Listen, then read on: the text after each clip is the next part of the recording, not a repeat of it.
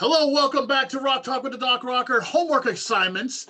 I am Jeff Bonello, joined with the Doc Rocker himself, and every week we give each other homework assignments. An album that love homework. It's right. But this is good homework though. It's an album we never heard of before. That usually it's an album I've heard. I give to Danton so he could broaden his horizons with music, and it's usually an album he heard that I've never heard of before and broaden my horizons. So it's great, and it's two people that are quite a few years apart, looking at music differently. And usually there's something he'll give to me that I've never even knew existed or is even like remotely half decent, so I'll check that out. And same thing goes with him. And this week, I was pretty excited about this because my assignment was to listen to the first album by Meshuggah, the Godfathers of Gent, the Gentleman Godfathers. I got Contradictions Collapse, which is a release from 1991 by Meshuggah. And I gave you what? So those of you that are following know that at the start of this year, we did a celebration of the year 1991 in honor of my 30th birthday. Yay! And we talked about tons of music and albums and artists that were prominent during the year of 1991. And that's what prompted me to find, I was floored to find out that Meshuggah was that old, that they were around for that long, because I did not know that. So immediately after we filmed that episode, I listened to Contradictions Collapse and texted Jeff like right away, like, "Oh, have you heard this album? No? Okay, that's your assignment. Go for it." So I wrote them up. Never even listened to anything by them. Yeah, so I'm going through all their discography now. I started there and I'm going through all their 90s content. I'm almost at the turn of the millennium. Still finishing up some of their 90s stuff. But so my assignment was also from the same year, and it was by a band that I was assigned before that I really like. I've always wanted to get more into doom metal. So Jeff gave me a couple months back an album by Solitude Aeturnus that I really, really enjoyed. So my assignment was another by the same artist from 1991. In the Depths of Sorrow, what was the name of it? Yeah. That's also their first album. This is Meshuggah's first album and Solitude's first album. Both came out in 1991. 91 was a really good year. Not only were you born, but there was a really good year for metal too. Yeah, I like to think it was a good year for music, right? Yeah, it really was. As I'm looking at, how many albums did we even talk about that week? Oh my God, there was like 30 or 40. Yeah. And there was a lot to mention, because the more and more I looked into it, the more and more I'm like, oh my God, this came out that year. And so there's a huge list of albums. So it's pretty cool that our homework assignment is from that year, 1991. And if you want to take the lead on this, go ahead. You could go first, man. I got a lot to say, but I'll wait because I want to hear what you think of the doom metal. That's one of the first real doom metal albums that came out, way back in 1991. 30 years ago. I'll definitely start because I don't have much to say. I mean, I really liked it. I thought it was great, and I will definitely give it repeat listens, and I'm definitely interested in hearing more of these guys. So I'm gonna probably, once I'm done with Meshuggah, I'm gonna probably go back and hit all of Solitude's discography too and see what they've done since. Funny enough, right when I finished it, before I can hit stop on my Spotify, it shuffled into another Solitude song from a later album. Oh, I forget the name of it. I want to say Alone was the album. Is there an album called Alone? Yeah, that was their last album. Yeah, that's the latest one. So and it was like a big long, like 10-minute song from that I really, and it came on, and I was, right as I was about to hit stop, I was like, well, no, I'm going to sit and listen to this too, which I never like to do. I like to do full albums. I don't like just pulling a random song here or there. I hate that Spotify does that. But like in the first 30 seconds, it caught me, and I was like, you know what, I'm gonna listen to this too as an extra, dessert after consuming In the Depths of Sorrow. And the most consistent thing that I noticed is it kind of failed to deliver like the whole doom thing for me, because like I went in there with more of an expectation of what I got with my first assignment, which had a lot more. Oh man, what was the name of that album? Help me out. Oh, Through the Darkest Hour. Through the Darkest Hour, which had a lot of moments that were like decisively Doom. And this one, I feel like it's almost like they were kind of scared to do that and deliver like really, really indulgent, like the Doom. Like I like Doom for indulgence sake. And right whenever like a real heavy sludgy riff came out and like everything got like super slow and super heavy, and right when I'm about to make that stink face and go, oh, they change. It changes pace so frequently, which compositionally is a really good quality. It had a lot of variety and contrast, and every and no riff overstayed its welcome. I kind of wanted them to. I wanted the whole like 10 minutes of just this one riff like being sluggishly slow, glacially slow, as Adam Neely says. But so I kind of wanted more of that, but I was glad I got what I got from it. And again, just like with my first assignment, listening to them, it's the same singer, I can tell. Yes. And I really like him. I like his voice. I like what he does over the riffs. I think it's a really nice contrast for how dark and low and heavy the guitar stuff is. And everyone likes to joke about doom metal and make fun of the drummers of this whole like, but I feel like the spacing between the beats was really well filled out by the drummer consistently. Yeah. And He's a even pretty decent drummer. I like stuff he plays. And even on a lot of the like I said, by the time like it gets to a point where I want the riff to keep going, it changes to something else. There's a lot of tempo changes, there's a lot of time changes. It was almost kind of proggy sometimes. We're like, oh yeah, this is still the same song, but they have a lot of like like all of a sudden now it's like triplets and it's double time and it's like this kind of galloping power metal thing, and like yeah, it's a really cool sort of multi-dimensional approach to Doom, I think. And I don't really know much about Doom. I've only heard these 2 albums and bits and pieces of other things here and there. But yeah, I liked it. I liked everything on that album. A couple songs that really stood out. Let me pull up a list of it because naturally I've switched over to Alone, and then I pulled up a bunch of other things. Let me yeah, well, while you're pulling it up, what I'll mention is like one of the things, like I went back and listened to it too this week. I haven't listened to it in a while, and the only real thing that turns me off is the mix. The production on the album's not that great compared to what the other ones. But when I did go back and listen to it, what you're saying about them having like proggy tendencies here and there, yeah, I forgot about how much the songs do have different movements and parts to them compared to like now the next album after this one, Beyond the Crimson Horizon. Oh, they're great with their names. Beyond the Crimson I was going to Horizon, say something about that too. It's more progressive leanings than this one. That's probably why I remember this one being a little bit more straightforward than the next one. I still think they hit their peak on their third album, which was the first one I gave you to listen to. But the only thing I just, the mix is a little thin, but it's their first album. There probably wasn't a lot of money to go around. I mean, it's a Doom. And don't forget how early it was. It's early 90s. So yeah. So, but yeah, and that's probably why, like, you were saying they were afraid to kind of go that extra step. It's probably because they were such a young band. At the time. Probably. First thing they did. But yeah, that's where I'm at with that album. I went back and listened to it again, and definitely. I enjoyed it more now, I think, than I did back when I first heard it. Yeah, because at least now you can go in with knowing what to expect. Oh, I know the mix is going to sound a certain way, and I know the songs are structured a certain way, so you can kind of go in and look at it more without like a rose-tinted lens.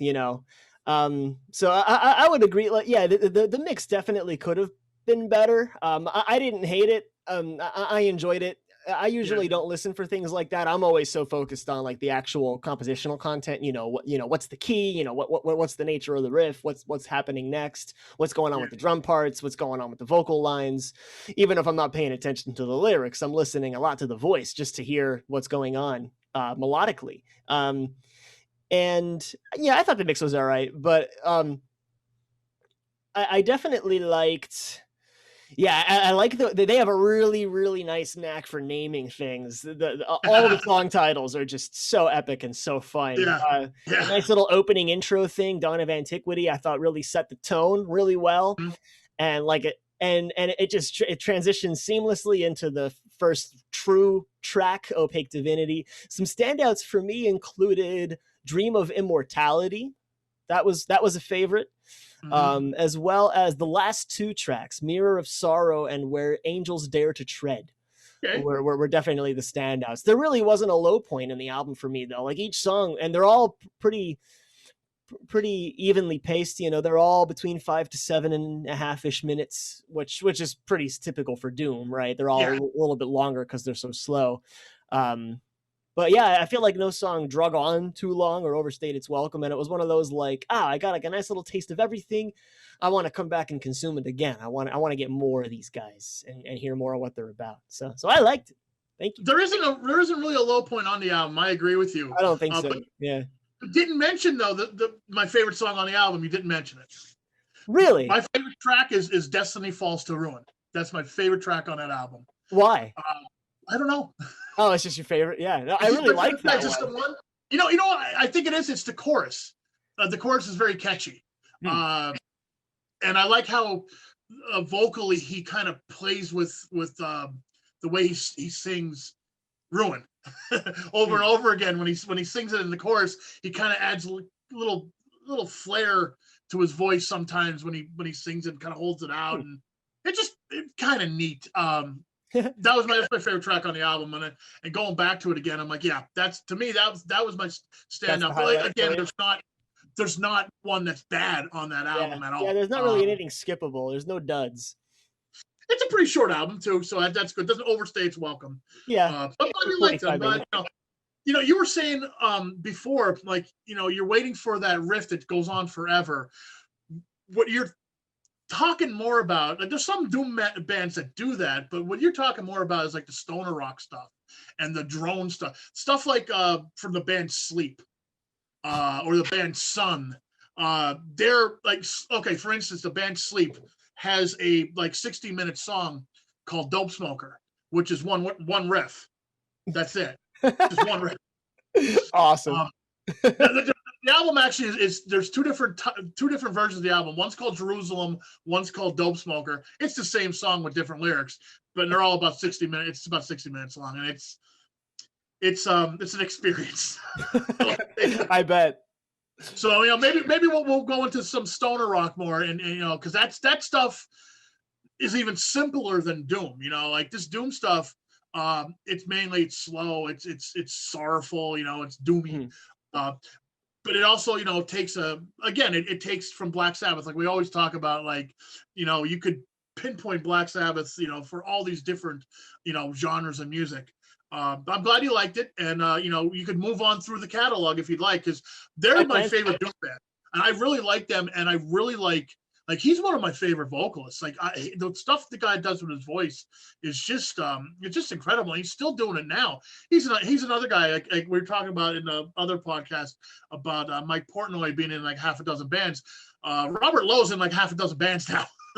He's just lending vocals to everything, and that's probably all he could do is record. Being in quarantine still, like all of us, but yeah, all stuck with nothing to do. Let's just make tons of great content, Oh, that's why we have our show here. That's the goal. Try to make as much as we can. So Meshuggah. Let's talk about Meshuggah. Contradictions collapse. Okay, here we go.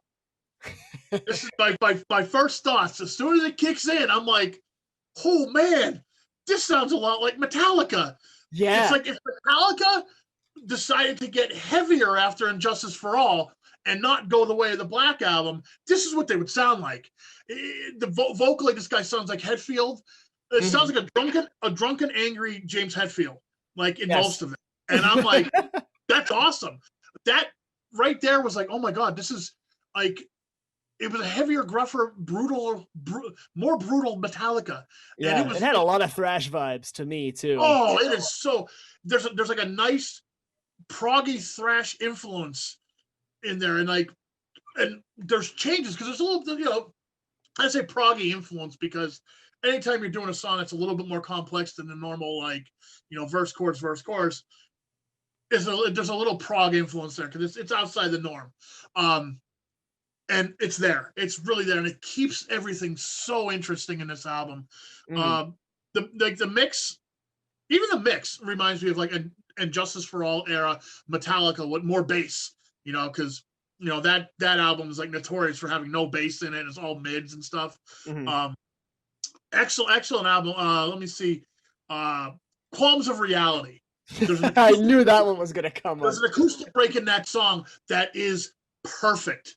Like, it just like you need this album to let up at some point, because it's brutal, and then bang, it hits. It's like, wow, this is great. And then like there's two guitar players are doing some little like dual guitar lead kind of things here and there. Very, like I said, very Metallica like, very old Megadeth like, even at some points.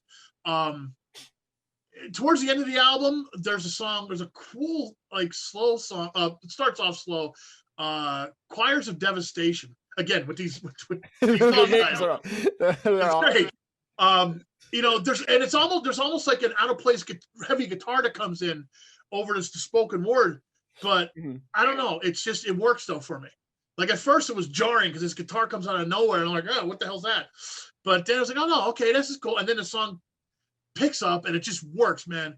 Um, I'm sorry it took me 30 years to listen to this album, because Yeah, that's a shame. I would have isn't it? ate this shit up, man, 30 years ago. I love it now, but man, I would have been like, All over it. because Going to concerts and all that. refreshing original take on thrash metal, I'd say, from 1991, which was a time where thrash bands were either about to go soft, continue repeating themselves and not like change at all, or chase the whole grunge crowd and dollar bills. You know what I mean? Like, Yeah. that's what happened to most of these thrash bands. They went one of those three ways, except for these guys. These guys were like, nah, we're gonna get heavy, and they came out. And like I said, yeah, it's like Metallica decided not to do the Black Album and decided to get even heavier. That's, in a nutshell, how I could sum up that album.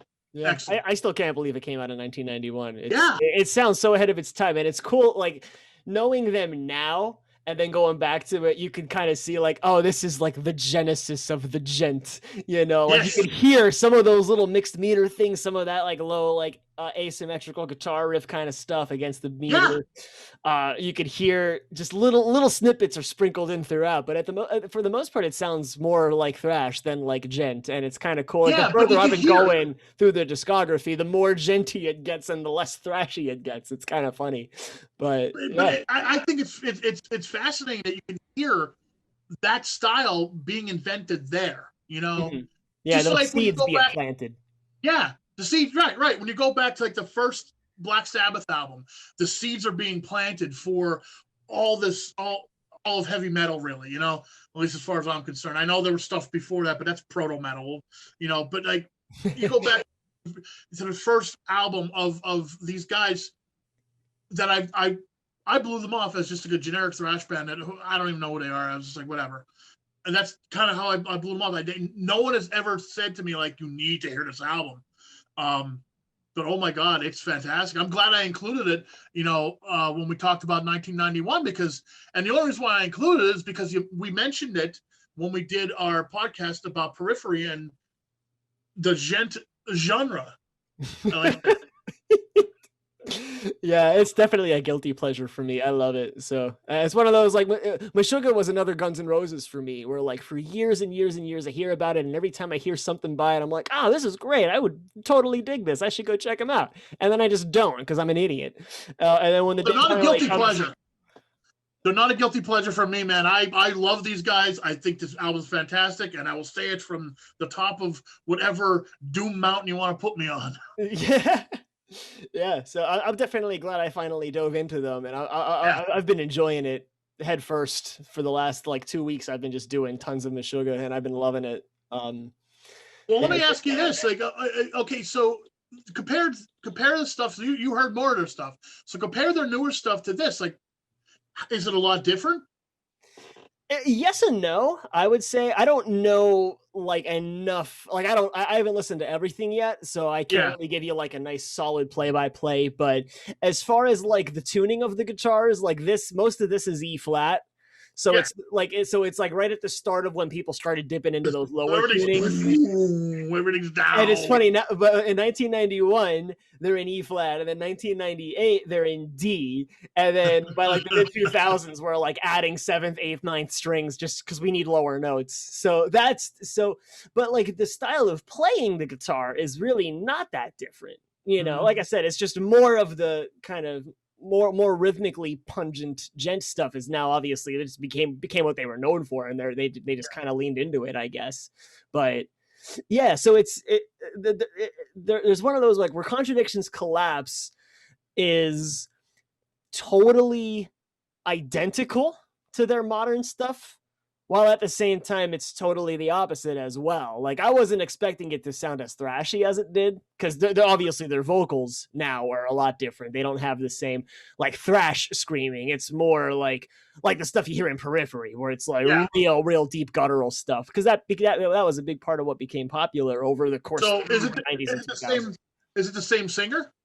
I have no idea. I don't know. I was just wondering, like, you know, that I don't know. I'd have to look it up because I didn't do any like research on the band yet. I'm just taking the music at face value and listening to it first. And then I'm gonna kind of like, all right, well, is it the same guitar guy, or you know, like is it the same singer? It's from what I heard, the first couple albums I did. What the heck? You know what? I'm just gonna pull up their discography because I suck at names. But so perhaps he just turned in his James Hetfield card, right? Maybe, or maybe it's a different singer. Because going from, let's see, here we go. Here's just a wiki discography. So I went through Contradictions Collapse, which included a bunch of bonus tracks, and I didn't realize that the bonus tracks were not originally on there. You know, because there's like 4 extra songs when you pull up. I think it's like a 2008 remaster. I want to say is the one you find on Spotify. Let me. Yeah, see. I listened to the original one. Oh, okay. So I listened to it, and funny enough, so like the 4 extra songs are off of another album from the 90s, so they included it. So like I'll notice I'm just going from album to album, and I'm finding albums like, oh, like a whole bunch of these songs are on the last thing I just listened to, but screw it, I'm gonna listen to them again. But comparing same vocalist. Oh wow, because comparing Contradictions to the next one they did in 95, Destroy, Erase, Improve, to me it sounds like a different singer, because stylistically it's a lot different. Yeah, you know, you get a lot more like the real guttural screaming stuff in Destroy, Erase, Improve. I just finished Chaos Sphere, which is the 3rd album, 98. And now I'm on one, Rare Tracks, 2001, which is really short. But that's like a compilation album. That's not even like an official kind of, so they have like a pretty extensive discography that's all over the place. And I don't know enough about it yet. I'm just trying to go through and at least get a first impression of all of it and kind of see what happened from 91 to now, basically. And then I'm going to then go back, now that I listened to all of it, then I'm going to go back and do like a more thorough dig of like, all right, who's the lineup and where their lineup changes and, you know, all that kind of stuff. It doesn't look like there's much changing in the lineup, though. I'm looking through their the Wikipedia article on them right now. I mean, their bass guitar player joined in 2004. Other than that, it looks like, you know, same stuff. Their lead guitar player, I think, changed at one point. I don't know. Not much changing now. The vocalist is the same. Most of it looks like the drummer's the same. You know. Like I said, though, great album. I would recommend it to anyone who loves old school thrash. You know, like with a little bit of like proggy and what became the modern sound influences right there. You know, that's anyone that likes any kind of like these real modern extreme metal gent bands now should go back and listen to this. See where it came from. You know, it's good stuff. If nothing else, it's a cool discovery. Plus, anyone who likes the old stuff, like anyone who really wants like Master of Puppets Part 2, you know, anyone that wants like, you know, Slayer's Hell Awaits, you know, Part 2, or Season of the Abyss Part 2. Listen to this. It's as good as it gets, man. It's really, really good. And I listened to it quite a few times over the last couple of weeks. I like it. A lot. I'm glad you did. So there's more coming your way. All right, Absolutely. Great. So there you go. I'll do more Solitude. You could do more Meshuggah, and we'll have a lot more to talk about as we get to know these artists a lot better. So there you have it. There are our first impressions of our homework for the week. So guys, if If you like what we do, of course, you got to subscribe. And of course, join our Facebook group at facebook.com/groups/Rock Talk with Doc Rocker. That's our Facebook group. Very easy to find. Just search for Rock Talk with Doc Rocker. Join the group because there's a bunch of people talking in the group about a bunch of different stuff.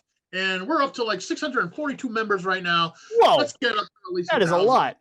Yeah, it's very active, and we talk about all kind of hard rock and heavy metal. And of course, subscribe to our YouTube channel because that's why we do it, for you guys. Yeah, plenty more additional segments coming your way as well.